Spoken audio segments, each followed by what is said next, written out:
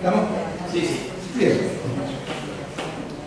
Hace unos días alguien me preguntó, así que va a Pergamino el viernes, ¿de qué va a llevar? ¿De qué va a hablar? Y le conté, bueno, voy a hablar de la enfermedad cardiorrenometabólica y voy a hablar de las metáforas médicas. Ah, usted siempre hace eso, ¿eh? Sí. Lleva un tema médico, un tema... No, llevo todo médico. Llevo todo médico, porque esto también es el tema médico, y muy médico. Yo me enamoré de este tema a través de una frase con la que Borges empieza un ensayo maravilloso que se llama La esfera de Pascal, que dice: quizá la historia universal es la historia de unas cuantas metáforas. Entonces me interesé por las metáforas. Y Umberto Eco decía en las poéticas de Joyce: la estructura del lenguaje no responde a la lógica formal, sino a la retórica, es decir, a una lógica de las sustituciones, donde todo se puede sustituir por todo. Una persona puede decir una palabra que significa una determinada cosa y vos decís, ¿de dónde saca? Pero si el otro tiene conexiones culturales preexistentes, lo entiende. Y si no, no. No responde a la lógica formal, sino a una situación en donde todo se puede sustituir por todo, siempre y cuando el elemento sustituido del sustituto tenga conexiones culturales preexistentes. Bueno, a mí no me gustan mucho las definiciones, es medio pesado, pero en este caso me parece que es interesante ver lo que dice la Real Academia sobre la retórica, y dice: diferencia transversal, disciplina transversal a distintos campos de conocimiento, que se ocupa de estudiar y sistematizar procedimientos y técnicas de utilización del lenguaje puestos al servicio de una finalidad persuasiva o estética añadida a su finalidad comunicativa. Es decir, la retórica es un simple floreo verbal. Trataré de mostrar que es mucho más que eso.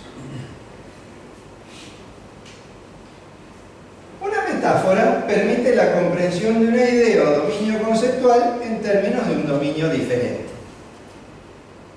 La vida cotidiana está llena de metáforas, y ahora las vamos a ver.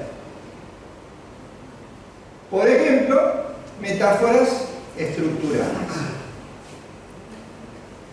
Por ejemplo, decimos: la vida es un viaje. Es una cosa muy habitual. Y tenemos expresiones tales como: se encuentra en una encrucijada, como esto no nos va a llevar a buen puerto, como se perdió en un atajo. Y este poeta, Jorge Manrique, poeta del siglo XV, como ustedes ven, decía en las coplas a la muerte de su padre: este mundo es el camino para el otro, que es morada sin pesar, mas cumple tener buen tino para andar esta jornada sin errar. Partimos cuando nacemos, andamos mientras vivimos, y llegamos, esto es el español del siglo XV, al tiempo que fenecemos, así que cuando morimos, descansamos. Es decir, la vida y el viaje, que es una cosa muy frecuente en nuestro lenguaje cotidiano. El tiempo es otra. Y en inglés le dicen time is money. Plata. Ahora que todo es plata, el tiempo también. Entonces, decimos, por ejemplo, invertí muchas horas. Decimos, por ejemplo, capitalicé la mañana. Decimos, derrochó sus mejores años. La guerra es probablemente la metáfora fundante de la cultura. Todo lo decimos en términos bélicos. tus afirmaciones son indefendibles. Atacó los puntos débiles de mi argumento. Destruí su argumento, sus críticas dieron en el blanco. Nunca le han vencido en una discusión. Y cuando decimos a mí, yo lo que quiero es convencer. Bueno, convencer viene de vencer. Así que ahí está, te torcí el brazo, ¿viste? Te la gané. Si tuviéramos una metáfora de colaboración, hubiéramos llegado mucho más lejos que en esta metáfora bélica. Pero ¿qué ocurre? Eso está metido en nuestra cultura desde el principio de los tiempos. Mejor dicho, no desde el principio de los tiempos. Hay un libro muy interesante de unos antropólogos norteamericanos que se llama El amanecer de todo. Ellos hacen análisis muy importantes antropológicos y demuestran que las sociedades primitivas no tenían este concepto y vivían en perfecta armonía. Recién cuando se empezaron a hacer sedentarios y empezó la estructura social más moderna, empezó la cuestión de la puja y de la competencia. Ustedes deben recordar la película 2001, Odisea del Espacio, Stanley Kubrick, ¿recuerdan?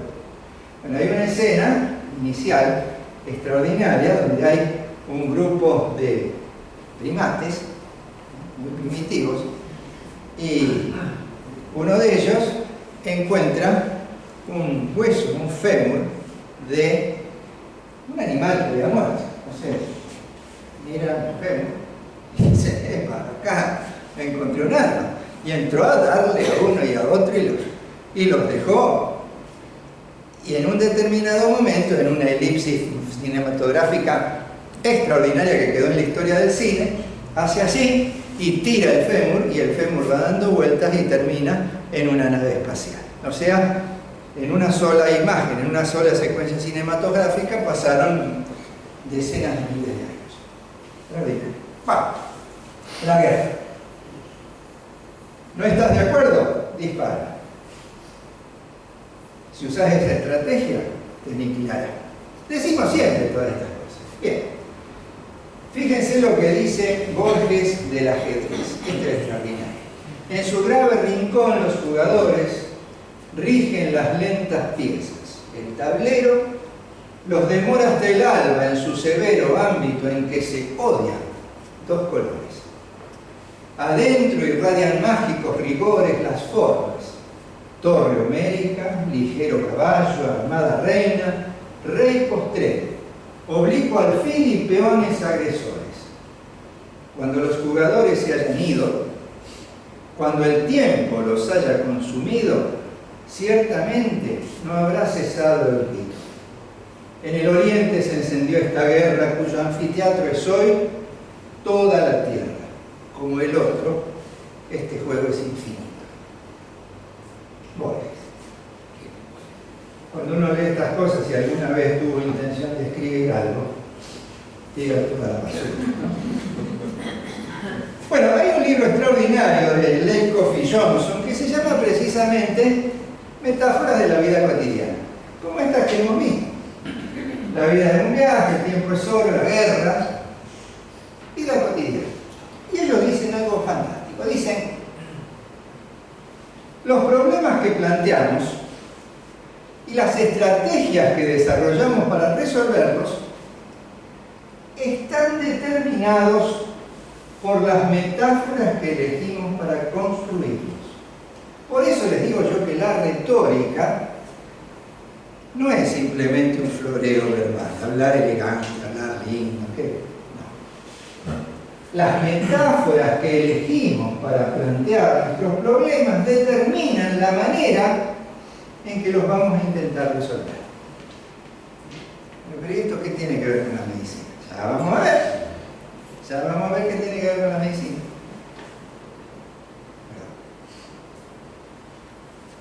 Bueno, la medicina. La medicina puede concebirse como una guerra. La medicina puede concebirse como un arte. La medicina puede concebirse como una reparación técnico-artesanal. Lo que decíamos antes, ¿verdad? Un mecanismo que falla y que lo tenemos que arreglar. Puede concebirse como un sacerdocio, ¿no? Siempre dicen, no, pero la medicina es un sacerdocio. La medicina es un apostolado. ¿Vos no tenés vocación? ¿No tenés vocación? ¿No lo hacés por amor? Siempre que dicen, cuando hablamos de amor, generalmente hablamos del trabajo más padre. Bueno, el otro día leí una cosa que dijo una empleada doméstica, extraordinaria, que dijo, yo hago lo que hago con amor, no por amor. ¿Me explico? Es cuestión de preposición. Lo hago con amor, pero no por amor. Bien. La medicina se puede entender también como un encuentro. Susan Sontag, una mujer brillantísima, tiene, a raíz de su cáncer, escribió La enfermedad y sus metáforas, un libro extraordinario, y después, en la época del SIDA, en el principio de los 80, acuérdense que la primera descripción del SIDA fue en el 81, escribió El SIDA y sus metáforas, dos libros extraordinarios. Bien. ¿Qué es la enfermedad para el médico? Es lo mismo que para el paciente. ¿Qué metáfora puede elegir el médico para pensar la enfermedad? Bueno, puede pensar una metáfora naturalista y decir: la enfermedad es un impedimento de una capacidad funcional. Por ejemplo, la insuficiencia cardíaca. Le impide al paciente caminar, respirar, qué sé. Un trastorno de una capacidad funcional. O una metáfora funcionalista o valorativa es la imposibilidad de lograr los objetivos necesarios para un mínimo bienestar. Por ejemplo. O podría decir una metáfora mecanicista, es un desperfecto de un mecanismo. Tiene una cosita ahí en la transmisión eléctrica del corazón y tiene una arritmia. Entonces yo con un tratamiento le voy a resolver el problema. O puede tener una metáfora ontológica. Y entonces pensamos como que la enfermedad tiene vida propia. Y usamos términos como es una enfermedad maligna, es una enfermedad agresiva. Por lo contrario, es una enfermedad indolente. Y la enfermedad para el enfermo es lo mismo que para el enfermo. Vamos a ver. La enfermedad para el enfermo puede ser un malestar. Vengo porque tengo un dolor, lo más común. Puede ser un sufrimiento. Estoy angustiado, estoy deprimido, estoy sufriendo. Puede ser un castigo. Y los pacientes suelen usar esa palabra. Justo a mí me tenía que tocar esto. Yo soy un buen tío. He sido un buen hijo, he sido un buen padre, he sido un buen marido. He sido un buen profesional. ¿Por qué me tengo que? El concepto de la enfermedad como castigo lo tenemos, la metáfora de la enfermedad es un castigo, lo tenemos metido en nuestra cultura. ¿Por qué? Porque en la medicina precientífica se concebía las enfermedades como dos cosas, o como una posesión demoníaca, por ejemplo, se pensaba que los epilépticos estaban poseídos por el demonio, y que todas esas cosas eran... o como un castigo divino. Y esto de que el castigo divino, no digo lo tenemos incorporado, y aunque han pasado mucha agua bajo el puente, que tenemos mucha ciencia, y qué sé yo, todavía seguimos pensando de ¿por qué me tuvo que tocar a mí? Y uno podría decir, ¿y por qué no a mí? Pero son cosas que tenemos todos. Y puede ser también una amenaza, algo que me pone en riesgo. Nada genera tanto impacto en la estructura psíquica de un individuo como la enfermedad. Ni la bancarrota, ni los desengaños amorosos, ni nada. Cuando cuando le vemos la cara a la parca de frente, nos cambia todo, ¿no? Cambia absolutamente, como una amenaza. Y a veces puede ser un recurso. ¿Un recurso para qué?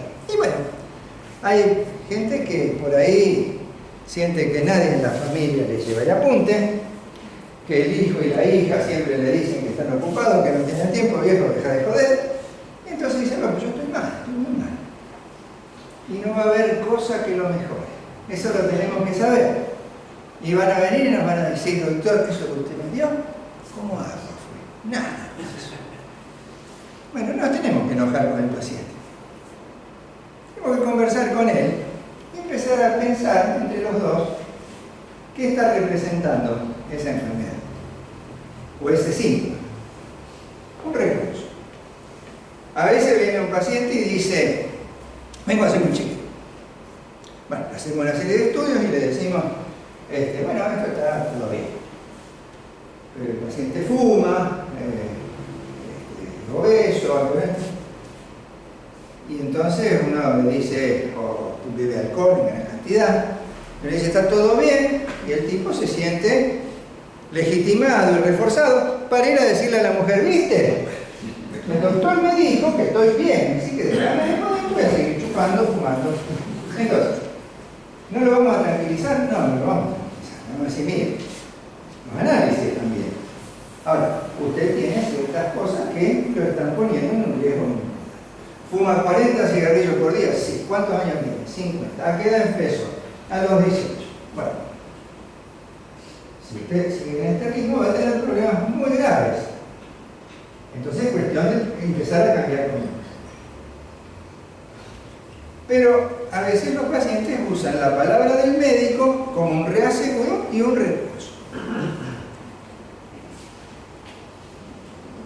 Como decíamos, en los orígenes, la medicina se concibió la enfermedad como intercambio o interacción entre dioses y demonios, castigo divino o posesión demoníaca, y el médico, como no tenía recursos terapéuticos prácticamente, su valor fundamental estaba en hacer pronósticos. Este se va a morir y este se va a salvar. Ha pasado de nuevo mucha agua bajo el puente y ya tenemos recursos y entonces tenemos que dejar de lado los pronósticos. Los médicos no tenemos que hacer pronósticos, porque el pronóstico, prognosis, quiere decir conocer de antemano, y no conocemos ni medio de antemano. Entonces, y usted dijo que el paciente tenía 3 meses de vida. Yo jamás dije eso. De ninguna manera, no tengo la menor idea cuánto tiene él de vida, ni cuánto tengo yo. Muchas veces hemos visto pacientes que pensamos, va a andar mal en poco tiempo, y lo encontramos 5 años después y resulta que el tipo, o viceversa. Llega una niña y tiene una anécdota extraordinaria. Decía que tenía una señora grande que estaba en la unidad coronaria y que tenía un infartazo de novela y que tenía insuficiencia cardíaca, y yo salí y le dije a la familia, mire, esto va a ser cuestión de días. Menos mal que no le dije cuántos días, porque ya pasaron como 5 años, como hacía. Por lo cual, no hay que hacer pronóstico. Chacón decía, el oncólogo. Me preguntaron, ¿ustedes le dicen a los pacientes diagnóstico de cáncer? Sí, porque hoy en día, ¿cómo se le puede decir a un paciente que tiene que hacer quimioterapia, que lo va a hacer por las dudas? Le decimos que esto es una enfermedad maligna, pero tenemos tratamiento. Bien. Ahora, lo que no tenemos que decir es cómo va a andar. Ni va a andar mal, ni va a andar bien. Veremos, qué sé yo. ¿Ok? Bien. Ahora vamos a hablar un poquito de la función sacerdotal famosa. ¿Qué es el medicamento para médicos y para pacientes? Bueno, para el médico, claramente el medicamento es un remedio. Remedio. Yo le doy esto para solucionarle tal problema. Y estoy convencido de que yo le voy a hacer un aporte a su enfermedad fundamental. Usted tiene la presión alta, yo le daré un hipertensivo y le voy a controlar la presión. Pero para el paciente no es mucho. Para el paciente puede ser un estigma. Puede ser un estigma de invalidez, puede ser un estigma de dependencia, puede ser un estigma de debilidad. Los pacientes vienen a veces y nos dicen, doctor, yo Estoy tomando, mire, 6, 7 medicamentos y nunca tomé nada. Dice, me parece, yo me vuelvo loco, no puedo tomar todo esto, yo no quiero tomar. ¿Por qué? Porque eso que toma le está recordando todos los días que está enfermo.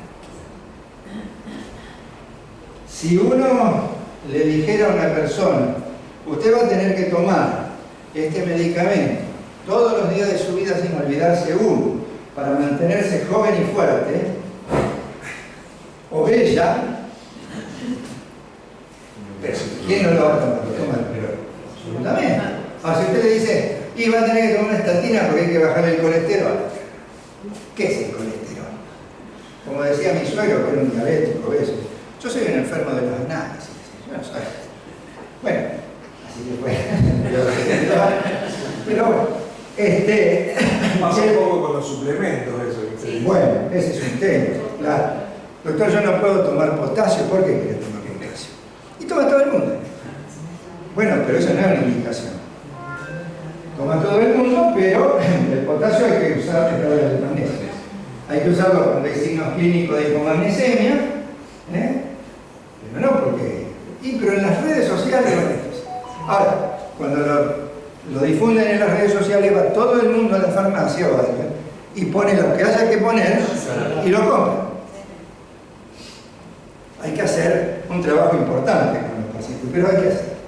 Hay que dedicar unos minutos y hablar con ellos bien. Esto es un estigma. ¿Cómo se exorciza eso? Poniendo en entredicho el concepto de salud y enfermedad.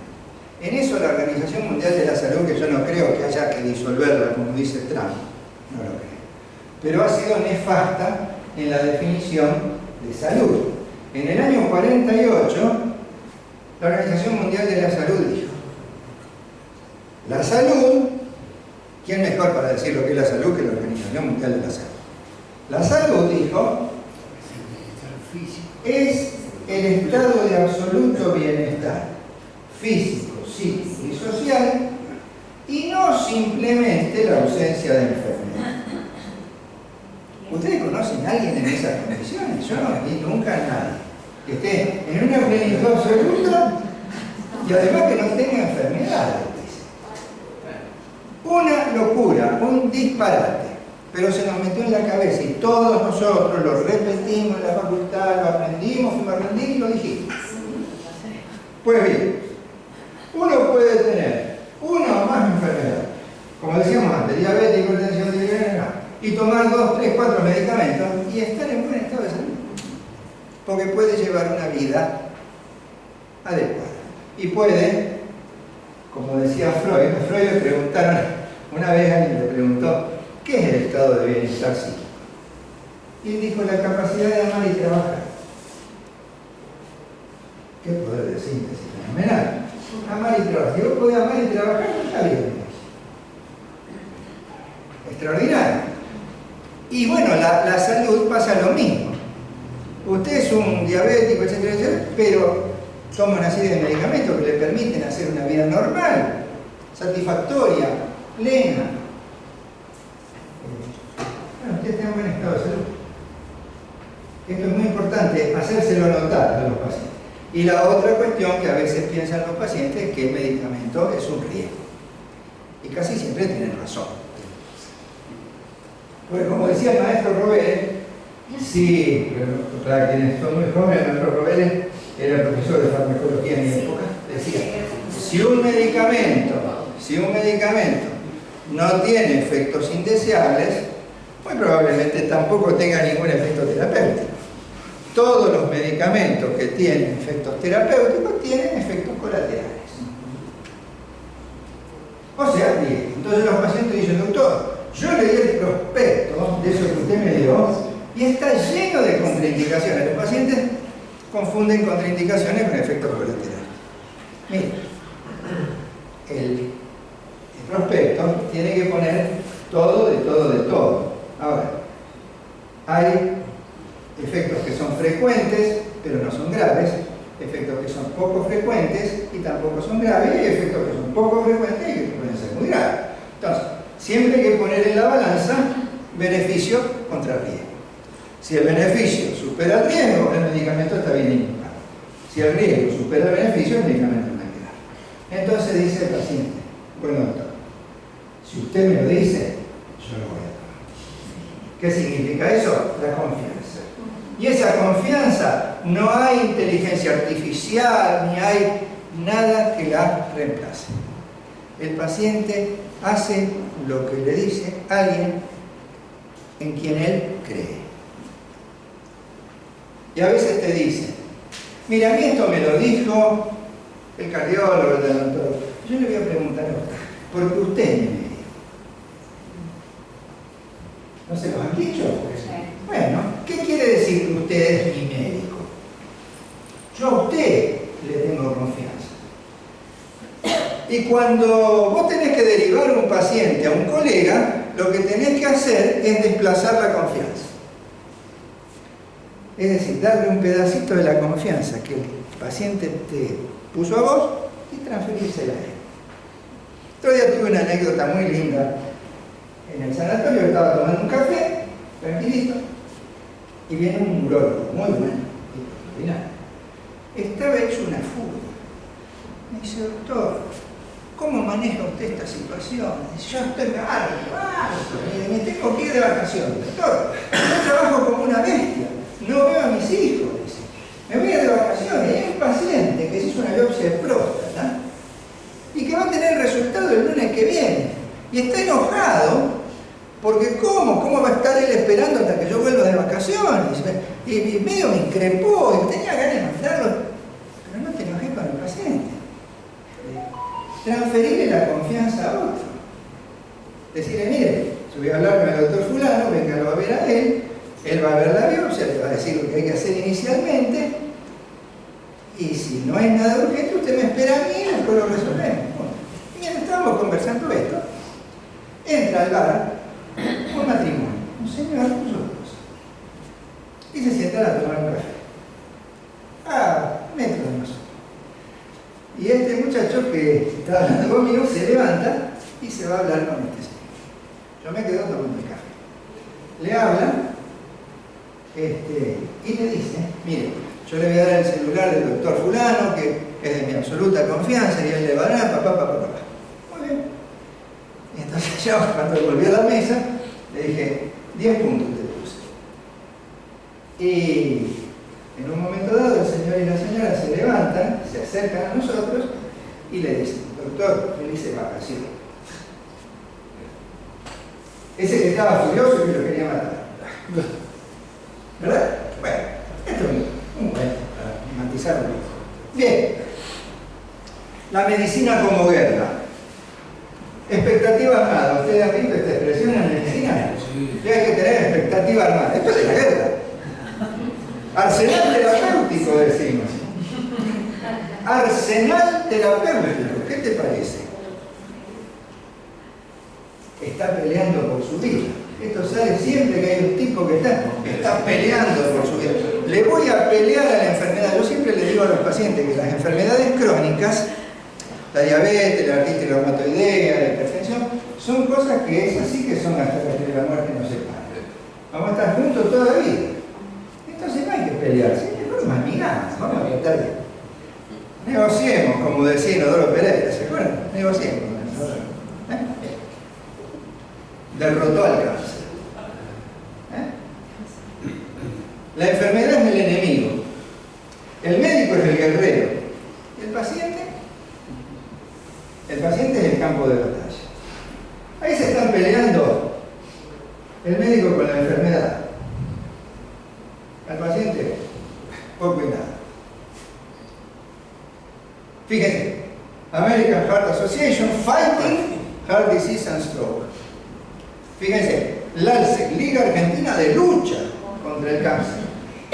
Fíjense, Fundaleu, Fundación para Combatir la Leucemia. ¿Ven que la metáfora de la guerra la tenemos metida pero bien marcada a fuego? Bien. La medicina como arte. Requiere talento, requiere intuición, requiere creatividad. Esto les encanta a, por ejemplo, ejemplo, a los cirujanos, que son en buena medida artistas, sobre todo los cirujanos plásticos, hacen cosas extraordinarias. Son verdaderos artistas. En este caso la salud es la obra, el médico el artista y el paciente pasa a ser la arcilla, pasa a ser el lienzo, pasa a ser el mármol. Como Miguel Ángel cuando hacía el David, y le dijeron, ¿cómo podés hacer para tomar un bloque de varias toneladas y convertirlo en una figura que te hace saltar las lágrimas, que te parece que tienes que empezar a hablar, que es lo único que te falta? Y Miguel Ángel dijo, es muy sencillo, hay que tomar un cincel y un martillo e ir sacándole a la piedra lo que le sobra. Sí, para él era eso. La medicina como reparación. El corazón es una bomba. Las arterias son una cañería, lo decimos siempre, le decimos al paciente, mire, usted sabe que las arterias son una cañería, lo que pasa es que la diferencia entre la cañería de la casa y la cañería de su organismo es que la de la casa son rígidas y que está así, y le explicamos así. Hay que hacer una reparación.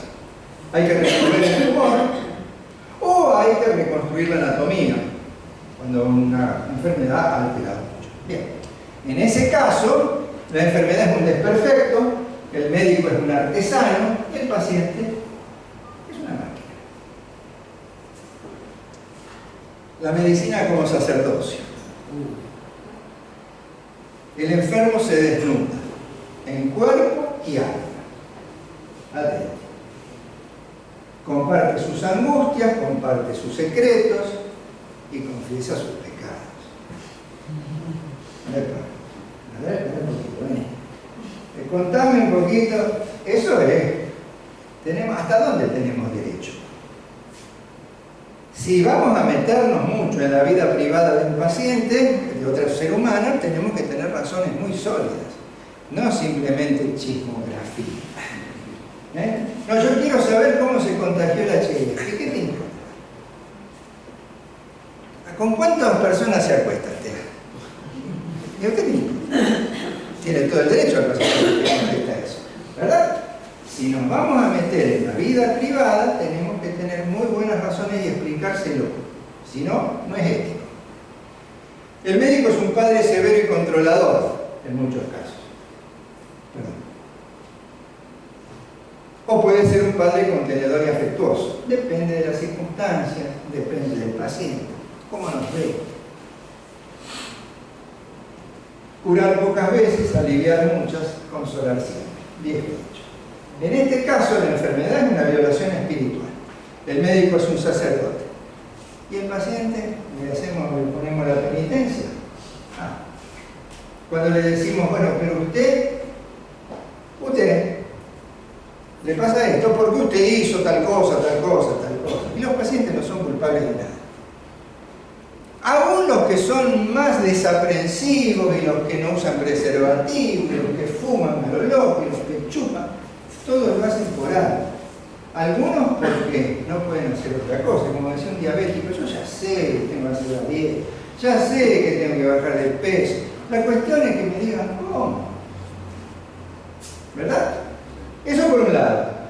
Y por otro lado, estigmatizamos ciertas cosas, y esto es cultural.